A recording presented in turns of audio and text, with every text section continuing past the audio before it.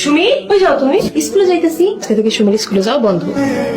কি বলো সব? টাকা পয়সা খরচ করে মাইয়ের লোকের লেখাপড়া করে কোনো লাভ আছে? একটা সময় দেখা যাবে মাইয়ের বিয়ে দিয়ে দিচ্ছে, পরের বাড়ি চলিয়ে গেছে, মাঝখানে কি হয়েছে? টাহাডে নষ্ট হয়েছে। বাবা আমি কি তাহলে আর কোনোদিনও লেখাপড়া করতে পারবো না? সামান্য খরচ খরচার চিন্তা করে তুমি লেখাপড়া বন্ধ করা ঠিক হবে না। আপনার মেয়ে তো পড়ালেখা করে আর জর্জ ব্যারিস্টার হয়ে যাবে না, তাই না বাবা? শুধু শুধু আপনারা আমার জামাই মাথায় ঠাল ভেঙে কতদিন খাবেন? এমনি চলতে থাকলে তো আমার জামাই আর আমার ভবিষ্যৎ অন্ধকার। তাহলে কি আমি পড়ালেখা করে ডাক্তার হইতে পারবো না?